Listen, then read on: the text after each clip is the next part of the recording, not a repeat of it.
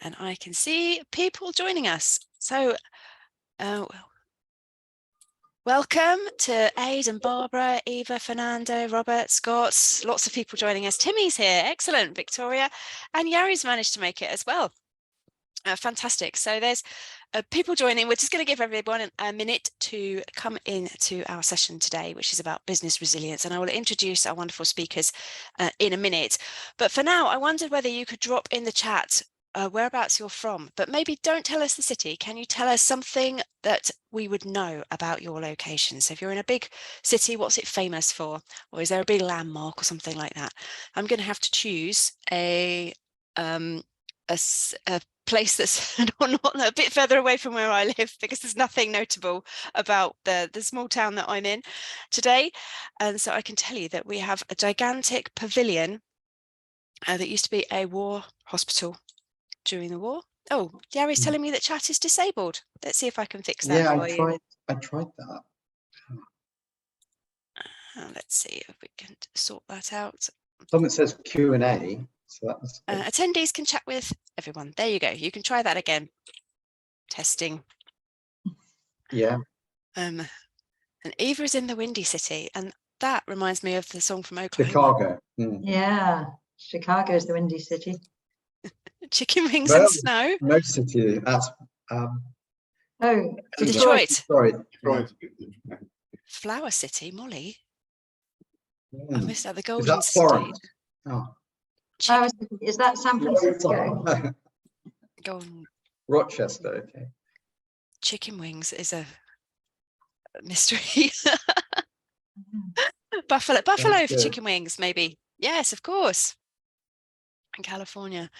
Okay, wonderful. So I feel it's 2 minutes past, and as project managers, we are all used to running things to time. Yep. And I think that's a good opportunity for me to introduce our speakers and our topic today, so that we can. I'm so fascinated by this. Liz, my city hosts the greatest outdoor show on earth. What's that? Las Vegas. Gary's in New Zealand. Great. Maybe. Anyway, I'll have to come back and look through the chat and put my answers. Calgary. Thank you. Okay. Brilliant. The greatest show on earth was always for St. Louis, Missouri. I know. But it's Calgary. Yeah. Well, today we have with us the three authors of this wonderful book on business resilience. So we've got Dr Serhiy Kovela, David Roberts and Sheila Roberts. Serge is an associate professor of project management at Northeastern University, and David is the co-founder of Resilience Professionals and a chartered management consultant. And Sheila is the other co-founder of Resilience Professionals and the chief examiner for APMG's Business Resilience Qualification and chair of examiners for numerous other APM qualifications as well. So they're all busy people who've given us some of their time today to talk a little bit about what it means to be resilient as a project manager within the world that we find ourselves in today. So I feel like I don't really need to do any more talking. I'll be looking out in the chat, so I will try and collate some questions for our speakers. So drop things in the Q&A or into the chat if you have things that you'd like to ask, and I'll try and make sure that we get to those. But now I thought I'll hand over to you, Serge. I'll turn off my camera and I'll just let you run the show. Thank you very much. Thank you, Elizabeth. Okay, hello everyone, welcome here. So the topic of today's session really is business resilience, a guide for project managers, and the essence is actually how do you in these times of volatility, uncertainty, complexity, and ambiguity, how do you make sense of things that are happening within your team and around your team and with the organization? How do you actually deliver projects in an environment which just seems to be throwing a curveball at you every minute? You really need to figure out the way to dealing with lots and lots of changes around your project and within your project, things which are difficult to control. And so this is just a reflection of the fact of the world that we're living in today. I mean, you've got financial crisis, you've got wars, you've got political crises, epidemics, environmental disasters, like we've just been talking about the earthquake in Turkey and Syria. And all of that is basically creating an environment which is really difficult to navigate. And so challenges for project managers are, how do you make sure that your response planning, your project plan really works? How do you embrace the right partners, technology, and tools? How do you ensure that your business is sufficiently proved, in terms of resilience, moving forward in this environment?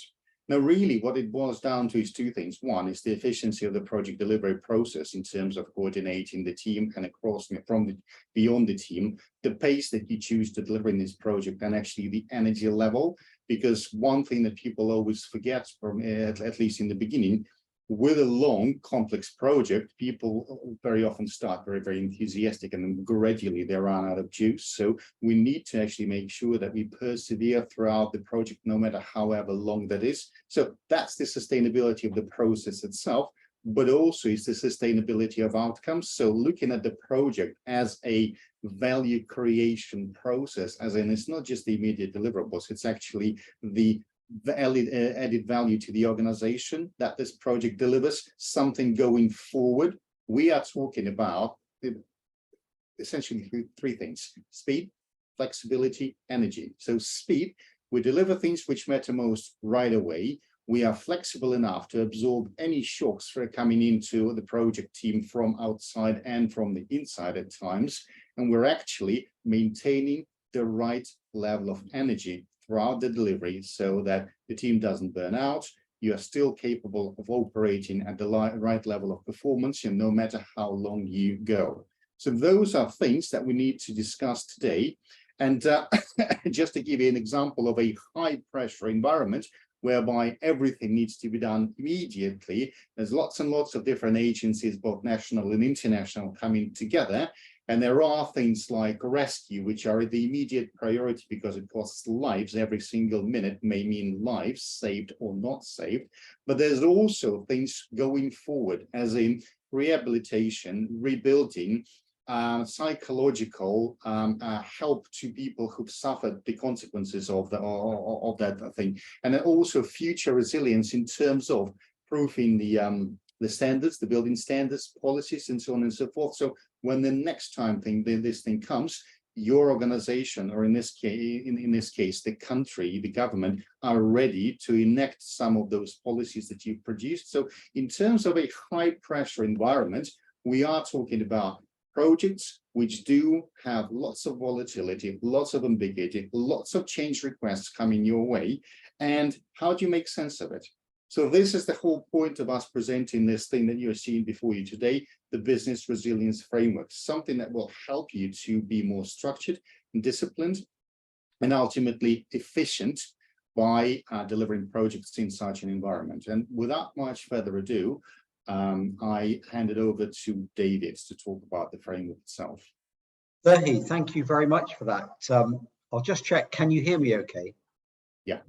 Perfect, absolutely. Okay, well, hello everyone, and I'd like to introduce you to the Business Resilience Framework. In talking with Elizabeth before the sessions, we're very mindful that she emphasized what people really need here is a practical approach to delivering their projects.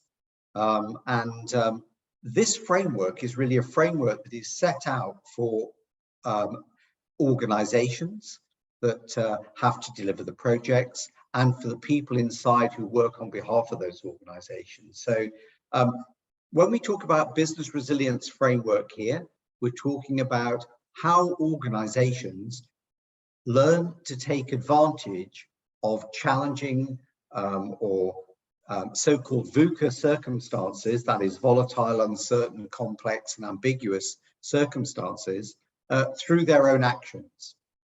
So within this framework then, what I'd like you to think about is the idea of an organization. It has its principles and there are established roles. And at the center of our model here are three major ideas: building resilience foundations, building a pace culture, and using a progress cycle in order to deliver the maximum that we can using project methods. So if we think about the organization and what does it need to do, either at very fast pace or at a slow pace, then the idea is organizations will always, day to day, need to be mindful of making the progress it needs to keep up with regulation and governance. But in order to inspire its people, an evolving vision, and to inspire its customers and its future clients, an evolving vision of what it can do and how it's going to be able to do it and what makes it different from its competitors is absolutely vital. So an evolving vision, sustainable operations. If you're going to deliver something, do what you say you're going to do. So we need something that is totally reliable. Innovation and risk. As we've seen with the technology giants, moving forward and utilizing technology is absolutely key to driving down unit costs and to offering more for less. But at the heart of any organization are its people, and so leading and influencing, finding a way to reach out with enterprising investment to attract talent into the organization with a mindset of working collaboratively with others. That's what levers your capability as an organization. So all of those things is what ultimately enables you to produce a portfolio for the products or services that you provide, and to do it in a way that will enthuse clients to work with you. So that's the resilience foundations part.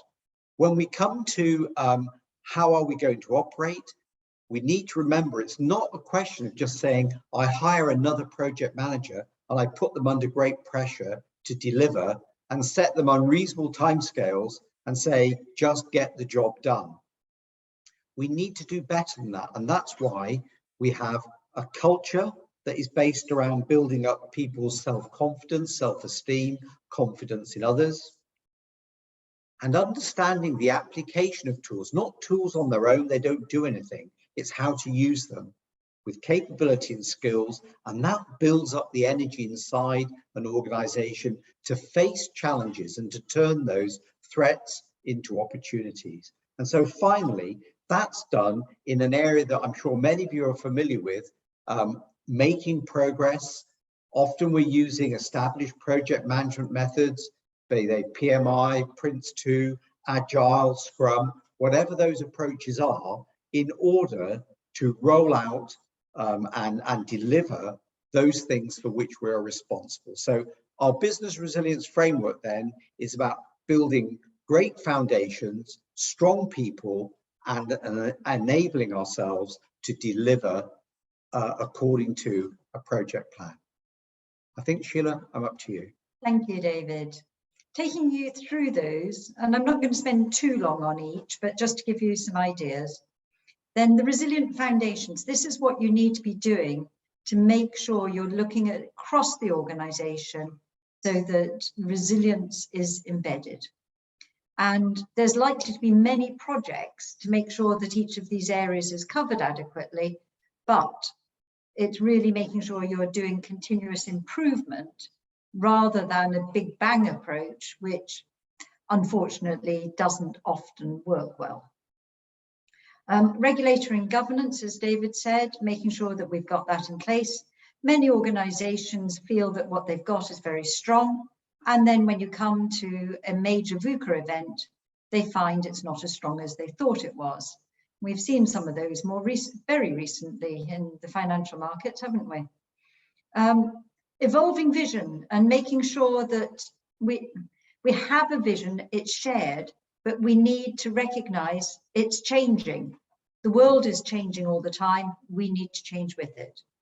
Our sustainable operations, making sure that we've got things in place that can continue, whether that's making sure it can be quickly switched in terms of locations, if need be, or it's modular and can be slotted in and taken out as needed. Whatever it is, it needs to be sustainable. Innovation balanced with risk. Innovation is critical, but there are risks that come with it, and we need to balance those things. Often that will be done at a more portfolio level, but within the projects as well. As project managers, we need to be aware of the level of risk we're taking in order to innovate.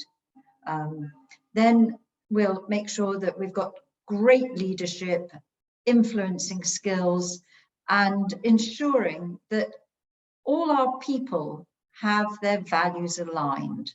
There's no point spouting things and people will respond to you parrot fashion if they don't really believe it. They need to believe it and be going on the same journey. Enterprising investment is not just about money investment, it's about talent, people investment. People deliver projects, money's needed, it's a facilitator, isn't it? But we need the right people. And we may grow them, we may bring them in, but we need to make sure they're there. Network collaboration across our partners. It says an agile culture. That could be what's there already, but we're going to develop a pace culture, and we'll talk about that shortly. And the evolutionary portfolio. Our portfolio should always be changing, bringing in new or updated things, whether it's process, procedures, products or services. We need to have it continuously evolving so that we stay up to date. How do we go about putting these things in place? If we look at the next slide, then we've got a progress cycle. And that's exactly what we mean, progress. Business resilience, in our terms, is defined as sustained progress delivered at pace. In order to be resilient, we need to make progress. We need to define what progress is for the next period of time and have that clear and shared. Recognize the level of challenge, both presented by the environment and our internal organization. Whilst we would all like to believe our internal organization is facilitating, there may be also some barriers to what's happening internally. How much capacity we've got and what level of capability we've got. How urgent is this thing as well? Balance that against the opportunity. It may be worth going up against a huge challenge if it's a huge opportunity. But the opportunity needs to include our level of delivery confidence. Is it an opportunity if we put a heap of resource in, but we are unable to actually deliver? And then we put the information together, alignment is needed, and we balance those things against the evolving vision for the organization that we had in the Resilience Foundations. Separate the initiatives to say, do they need to be done really rapidly? Can we take it a bit slower? We've called that a lagoon. And then enable our teams, mobilize people, empower people, let them be self-managed with clear levels of delegated authority.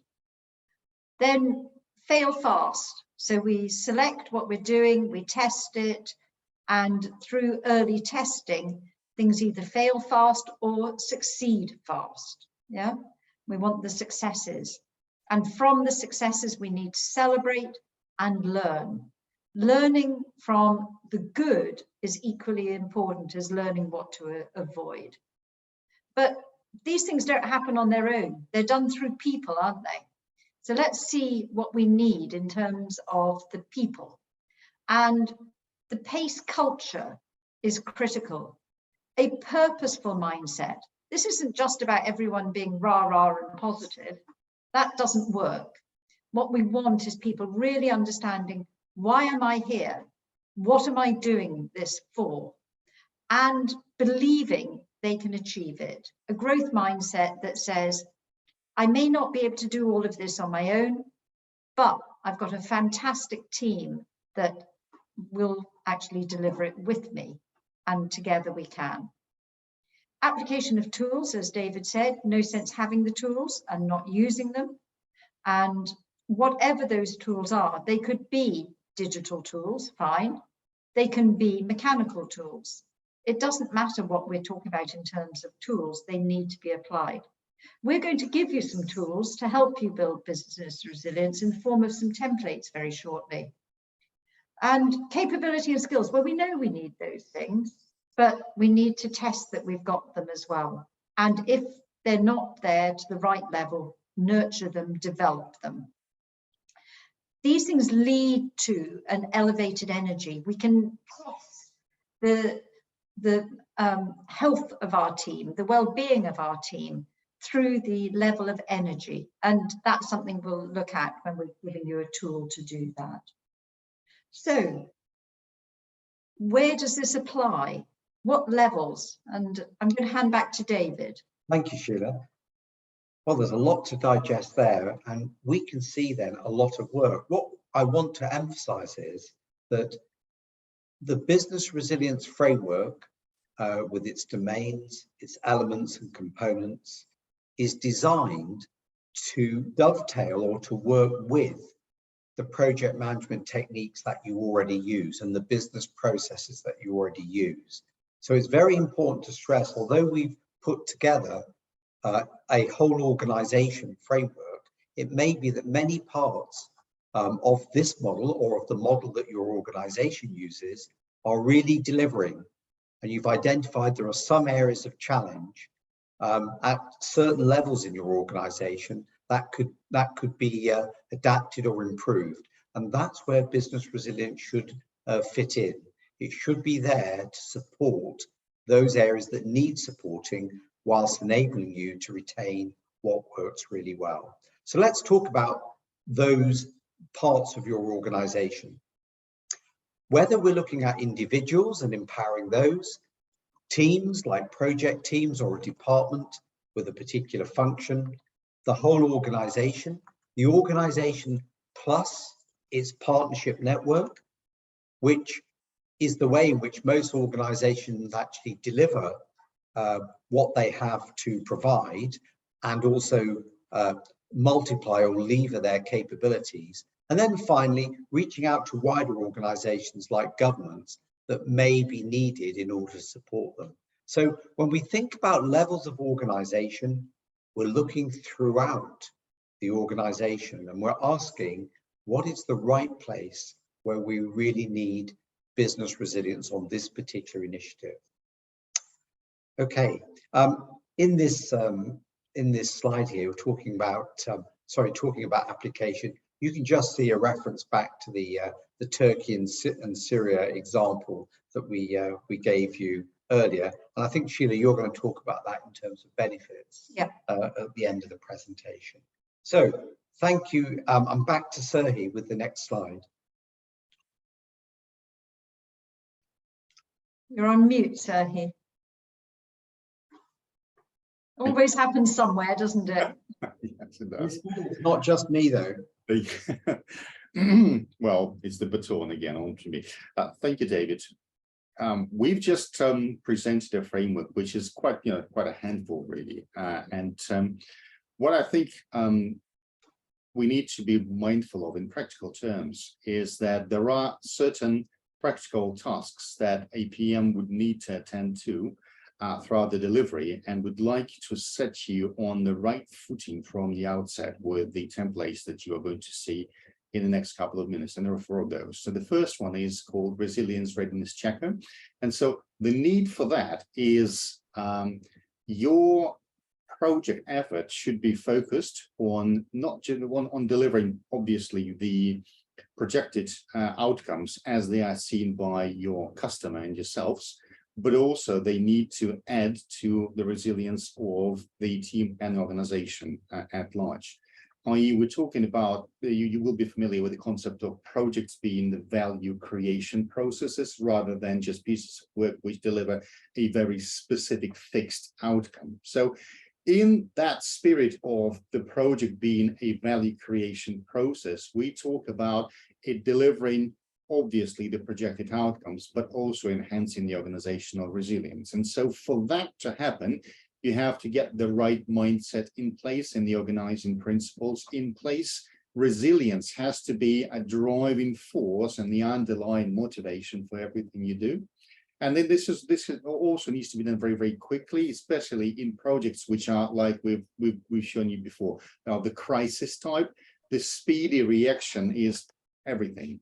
But also this could be politically charged and influenced in the sense that some of that resilience-focused quote unquote spending could be seen as a sunk cost by some of the stakeholders. You know, that this is an investment, so there needs to be the right mindset in order to say, well, we're spending this bit of extra money here and we're spending a bit extra time there, but this is not because we're being inefficient in terms of delivering the immediate outcomes of the project. It's because this project is also a means to increasing the overall organization resilience. Okay, so here what you can see before yourself is a checklist. Basically, it could be used to discuss certain principles for organizing work within the team. And it's divided by these 5 domains of the business resilience framework that you've seen a couple of minutes ago. So you've got the general principles, you've got the roles, but this is the core part: resilient foundations, operations, and culture. Basically, these statements have to be reviewed by the team and key stakeholders of the project and agreed upon. And therefore you've got to strongly agree, neutral disagree, strongly disagree.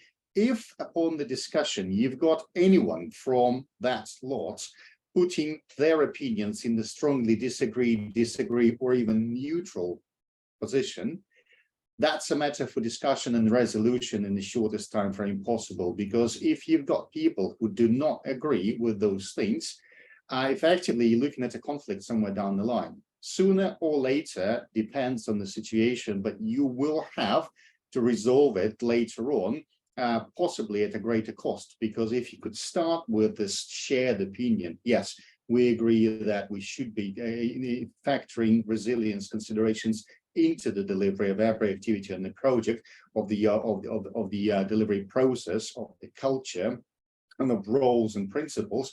If that is there from the outset, it's already a good start, because you are on the same page from the beginning, avoiding the conflict later on. And then the next one, and so that could be reviewed, it could be revised, because obviously if the longer the project, the more complex it is, the more the situation can change, it could be evolving. So this document is a live one. You could be coming back to it and going, are we still agreed on these things? Is there anything that's changed that might change our attitude to some of those things? Fundamentally, it's got to be all yes, yes, yes at all times. And if there is something causing some sort of dissent, then it's a matter of discussion what the priorities really are for the organization, because they could be changing too. And so the other one that you're going to talk about is a prioritized initiative list. So people who are familiar with agile methodology will recognize some of that, at least the approach. And this is all about deciding what to do next, because we are all operating under the assumption there's lots and lots of things to do, high pressured environment. However, there's only a fixed amount of time that I have, only a limited number of people I have, money, intellectual property, equipment, so on and so forth. Resources are limited, and therefore you have to prioritize. So in some high pressured environment, this prioritization can literally mean saving lives, like in that crisis response with Turkey and Syria earthquake. But in your projects, you're developing a piece of software, you are setting up an event, there are things that you're doing which positively do not look that dramatic, and yet there are still priorities. So what you should do is you should use one of those prioritization techniques that you're comfortable with. It could be Moscow, it could be anyone else, any other one, but basically you write down your requirements in a fairly recognizable format if you are an H list there, but I think it's a fairly universally applicable. And then you do your estimating and prioritization. So you start your initial exercise with Moscow or the other technique that you're comfortable with, but inevitably you come down to the partner benefit and value and the resilience benefit and value to you and to your organization and the team and the partner network. And in the end, it boils down to figuring out that progress definition score. This final column here is actually the one that you're going to use to structure the delivery in those time boxes or sprints or stages, whichever methodology you use. this approach lends itself nicely to any of those. And basically, it's about fixed timeframes within which you operate and deliver specific user requirements. And progress definition is exactly what you want to be arriving at, a consensus on. And this template, again, it's a living document because things are going to be changing here. Certain things you've already done, so they're off the list. There are some new ones, there are some changed requirements. And so this is going to be revised on a regular basis, either at milestones or regular intervals or something. But basically, this is a living document. So you begin with the initial set of requirements, you prioritize them, and you revise these priorities as you go along with the implementation. And I'm handing it off to Sheila now for the third one. Thank you, Serhiy. Well, sticking with getting you started in putting business resilience into your projects, we're looking at a business case. And you'll be saying, oh, we've got our business case. Yes, been doing those for years. And they are vitally important. They need to justify what is going to be important in your project and how it gets financed. And the old balance between time, cost, and quality comes into. But we shouldn't spend forever creating the business case. And we need to make decisions. We need to think about what's an issue and what's not. In the presentation we did just now, which this slide reflects, in a crisis situation like the Turkish-Syrian earthquake, money may not be such an issue for governments in that, because they're going to spend money doing a response. But the charities that get involved, it could be a considerable consideration. Double thing there. We might get help from other places. And in the Turkish-Syrian earthquake, lots of multinational organizations, they need coordination. Risks, timelines, benefits, vital. So looking at how we can enhance a business case that we've got already, we've got a template using an example here. And the example of a standard template would be based on a Prince2 business case. You can use the heading from whichever business case you want to.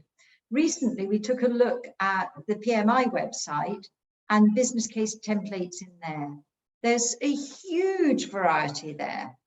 And we've got so many. We decided just to stick with this one as an example, but you can adapt this for whichever format you use.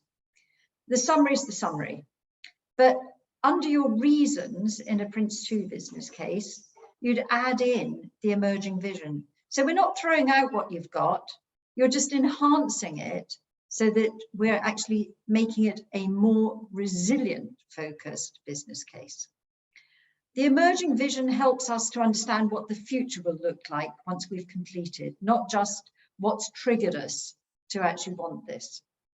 What are our options to deliver that?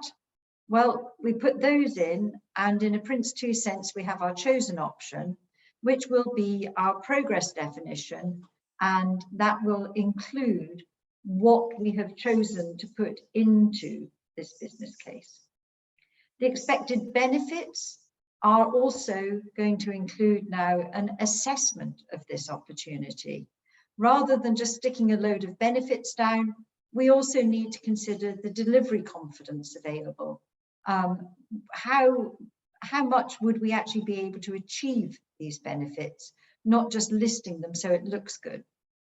Our risks and enhancing it for resilience, we've got our element of realizing the level of challenge. Challenge is not just about the risks, it's also what's going on in the external environment, what's going on in the internal environment, how urgent is it, what capacity have we got for this? And that now also needs to balance innovation with the risk. So how much risk are we taking? How much innovation is there with it? Costs, standard item, but with ours, our enterprising investment element means that we've got the funding of the project, but that includes talent. So our talent needs to be available but we also need to be actually looking at where we're bringing the talent from. So it's an investment in talent. And our timescales. Do we need to do this urgently and rapidly, or can it be done at a slower pace? It may need breaks. It may need to be done more slowly for lots of different reasons. It may be it's just less urgent, and therefore we can run it in parallel, but at a slower pace than some other things that need to be done rapidly. So handing over to David and the consideration of energy now. Well, Sheila, thank you very much. I see some interesting points coming up in the chat as Sheila was speaking there. But yeah, I'd just like to emphasize here as we go to look at resilient energy assessment, that we're very much focused on the role of the project manager, but the project manager does not work in isolation, clearly. There are stakeholders, there are teams, and there are often owners, business owners. And so it's vitally important that projects succeed, one, in terms of delivering for customer, but two, in terms of investing in the company. And as one or two have rightly said, linking the idea of business resilience, a message for the PMO, maybe owned by the PMO, something that can influence energy levels amongst project managers. You're on the right track when you're thinking about business resilience. So thank you for those questions that are coming through. Business resilience, ultimately then, we are in the business of sustained progress delivered at pace. The right pace. Not everything is a top priority. Not everything has to be done yesterday.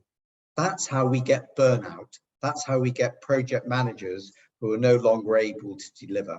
And sadly, I've worked in situations where we've had project managers who've had heart attacks, project managers who have committed suicide.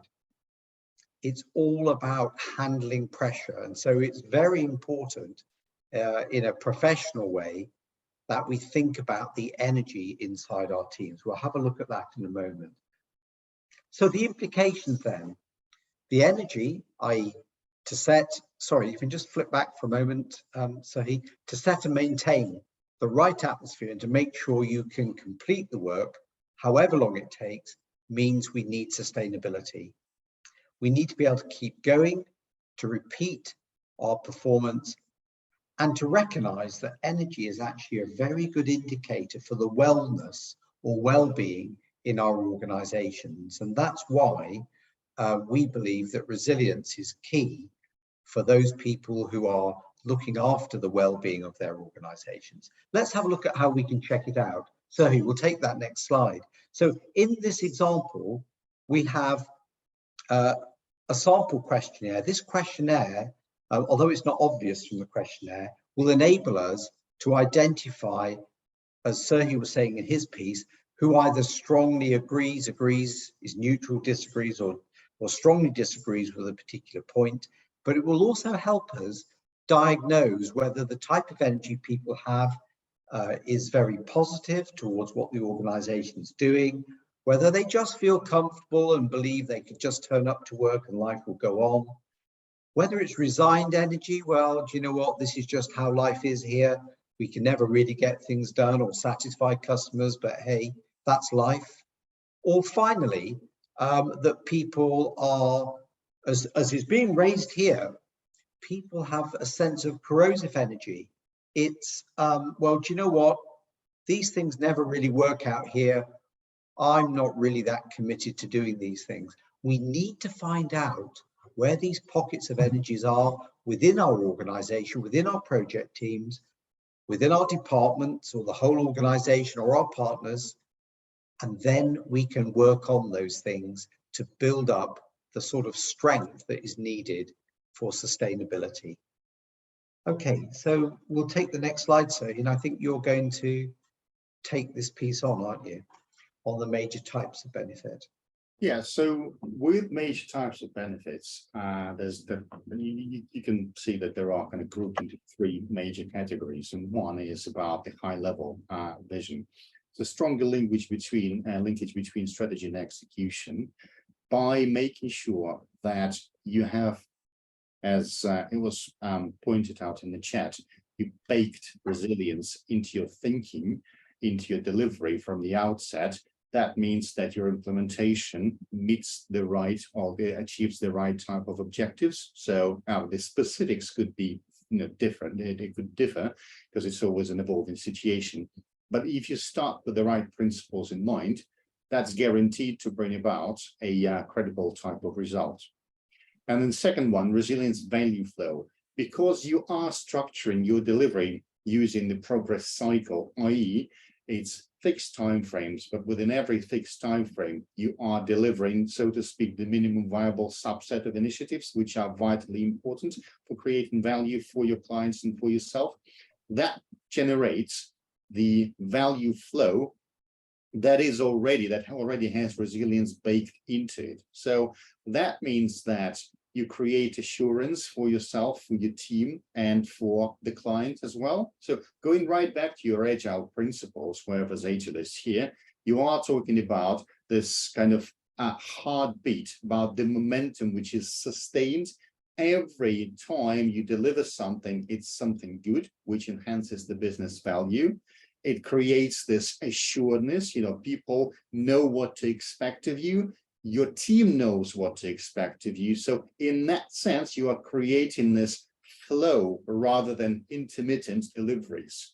Okay, and then the next is more about operations, so reduce cost and rework. Because you fail fast, you can also succeed fast as well.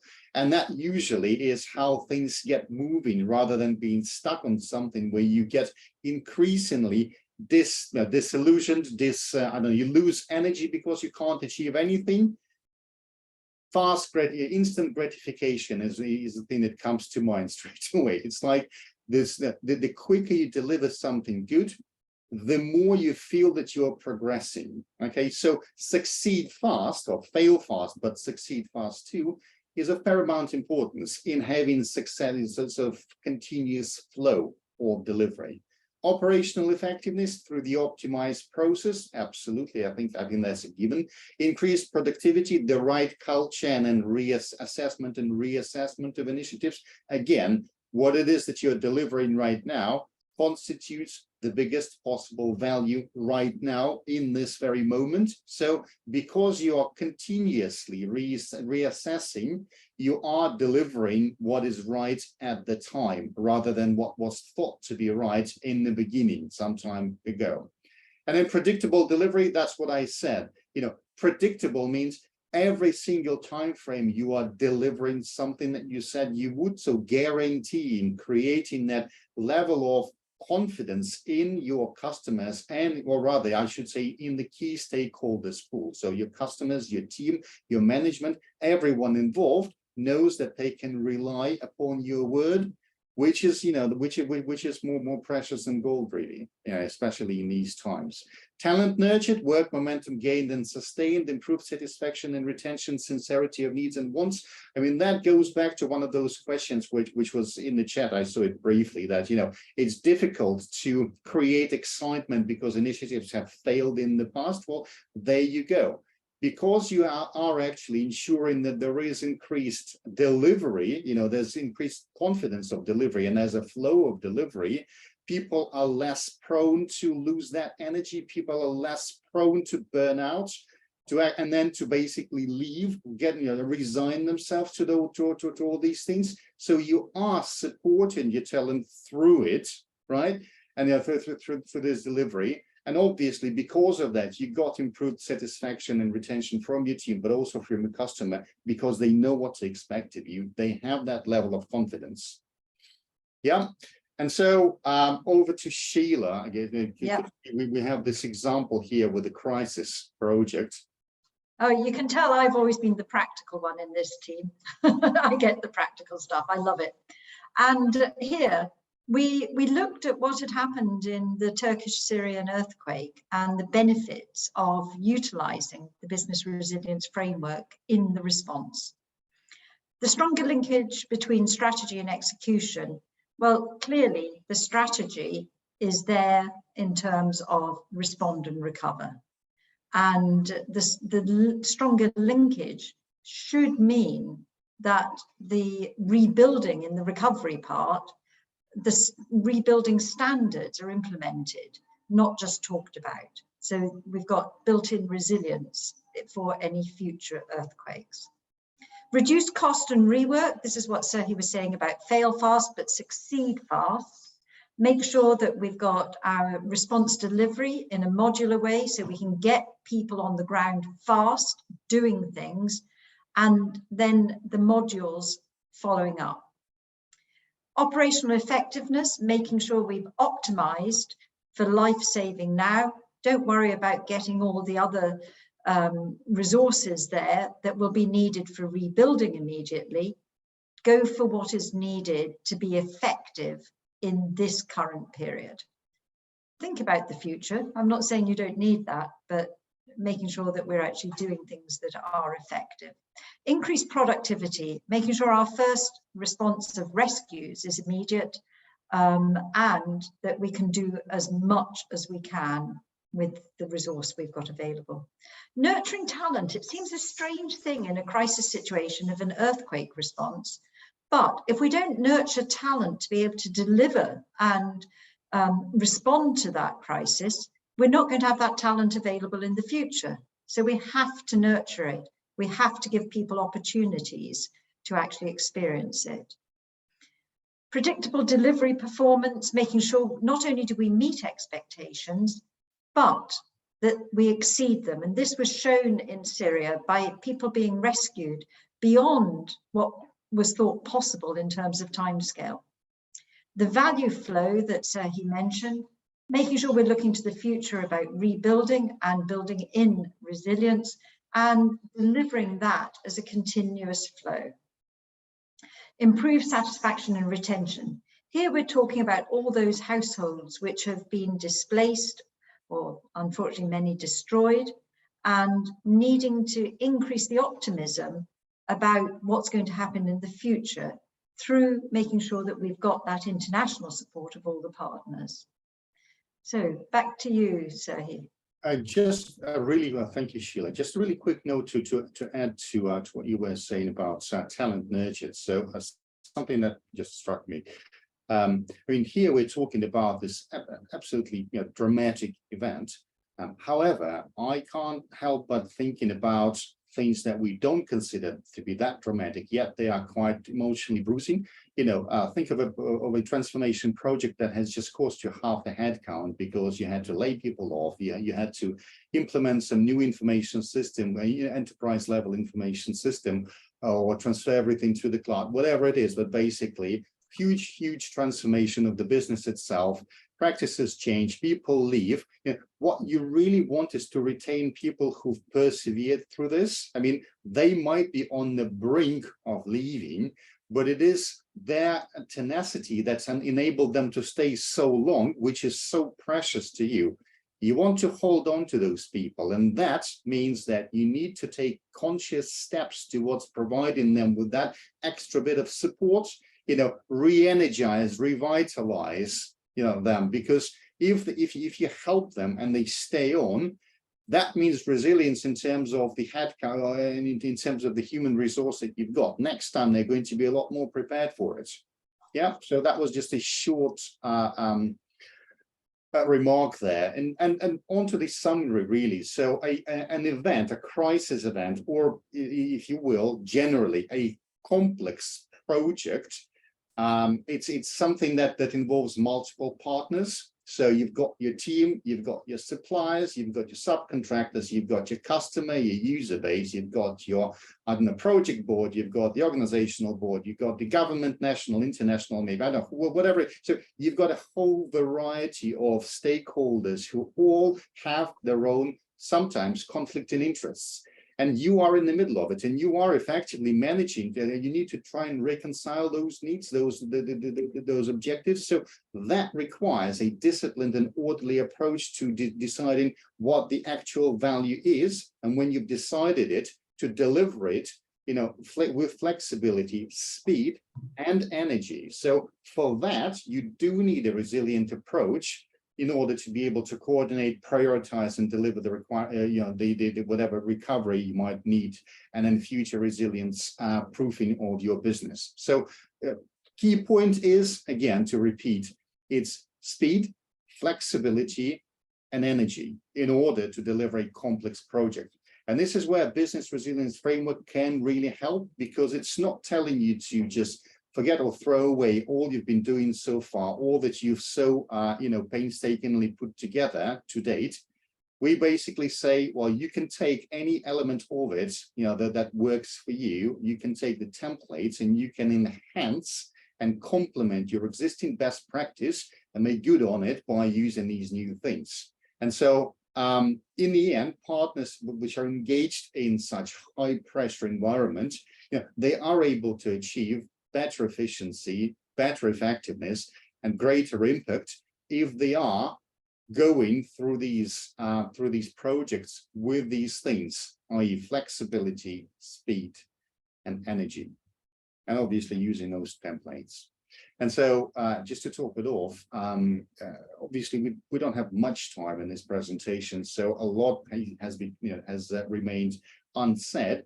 And if you are interested in hearing more, this material comes from, as Elizabeth has already mentioned, it comes from this book.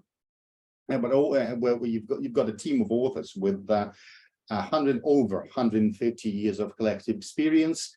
Holistic, we have written it to be practitioner oriented rather than highly theoretical. So you'll find a lot of those considerations and lots of cases there, in order to help you contextualize this theory. And we do certainly hope that the today's presentation has helped you a lot as well, and the templates are going to be quite practical too. And if you need more, if you want to learn more, join us for the next workshop at Northeastern University. It's called Using Practical Tools to Improve Resilience of Your Projects. It's in April, very, very soon. You can also contact us on email, visit our website on www.resilienceprofessionals.com, and follow us on Twitter.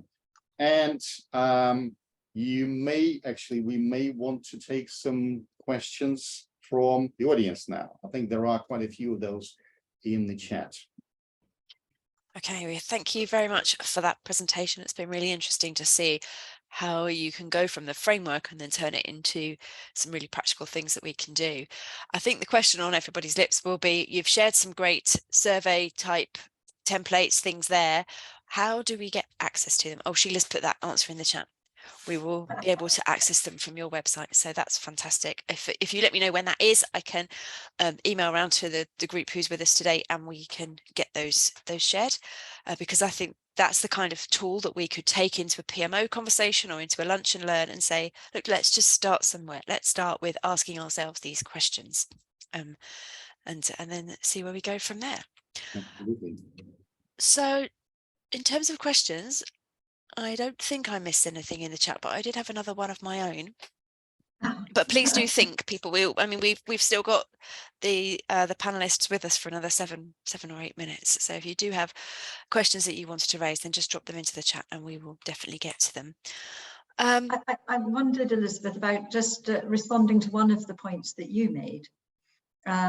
Oh, great. And creating excitement when you've had things fail in the past. Really Yes. good point, really good point. But that's one of the considerations we've had about creating the PACE culture. So we take the learning from what's happened in the past, put it into our purposeful mindset, which says, okay, with the growth mindset, we look at what we can do to overcome that. And okay, on my own, I may not be able to do that, but as a team, we can. Yeah, so it's together we can, and making sure that we've got the right people together in order to do that. I wondered, Elizabeth, I just wanted to respond to that point. Somebody said, oh, I think it was last week, I attended some resilience training. But for the rest of the people who may not be quite clear, the role of Chief Resilience Officer is starting to emerge. Maybe Google that. Okay, and those jobs are out there. I know I've spoken to people in the pharma industry. They're having meetings every week on resilience and talk about what can they do that will build it within their individual teams. So a big future really for people with a project management background who have got resilience capability. I think for me, the personal takeaway of trying to build excitement is to check my cynicism, because I think it's very easy to go into a meeting, and I wonder if that was covered in Alex's training at a personal level around just looking for cynicism in myself so that I can show up and not be like that, and try to create that sense of excitement. Yeah, I mean, one of the points there was what Serhiy was saying before, is that with a team, you cannot afford to just say, I'll work people to the bone who are really talented to the point at which they burn out and leave, or they're just discarded. What we need to do is to ensure that those talents are available to be shared with others. And that's how we build strength. So this disposable mindset towards your key people has been quite challenging. And I've certainly had colleagues of mine who've been on the back end of that. But I think more and more now, people who are working in resilience realize that's the wrong way to go. I think Elizabeth had a question that we really should let her ask. That's all right. I could talk to you for ages. But just around the first steps. So I know you've covered an awful lot today in the resilience framework, and I suggested people took screenshots of that, and it is all covered in loads of detail in the book. But what's the one takeaway thing for us the first step for us as a project leader to make sure our project teams are appropriately supported? Something we could do tomorrow back at the workplace. I'm going to start that. So we talked, it was the first ever discussion with an industry partner, which is a blue chip telecom company in the US. And after we explained all these things to them, they said, well, we don't have any choice but start implementing it, and we'll start with culture. So I would say, there's a cliche almost, a very well-known saying, culture eats, strategy for breakfast. That's exactly that. If you've got the right mindset and you've got people behind you on those initiatives, everything's going to be possible. I mean, to a degree, obviously, there are sometimes insurmountable technical objects, but that set aside, you need to have people on board with what you're doing, because with the right kind of talent, when you nurture it and you get them on board with those things, you can achieve great things. And I've seen this in many cases in many organizations, and I've seen otherwise. So I speak from experience. Sheila and David, what do you think? Well, Sheila, did you want to talk about resilience profile first? And maybe I could just talk about implementation strategy. Yeah, I mean, the first step for a leader to support the team is to share the vision. So everyone needs to know, where are we going? What's it going to look like? What are we aiming for? In terms of first steps on a resilience journey, again, we need to know what we're aiming for. But before we can know where we're going in terms of resilience, we need to know where we are. And we've got a resilience profile, which we don't yet have a template for you, but we're working on these things. And there is actually on the website a short version of the resilience profile as a self-assessment that you can do. So do take a look. But that actually measures the level of resilience across the 5 domains. You can do it across the whole organization, within a team. You can do it for one element of resilience or the whole framework. You don't have to eat the elephant all at once. And when it comes to implementing them, the approach really is building on what Serhiy and Sheila have just said, which is really to introduce the idea at the C level in the organization, or perhaps to the head of PMO. If there's an interest, then we run the resilience checker.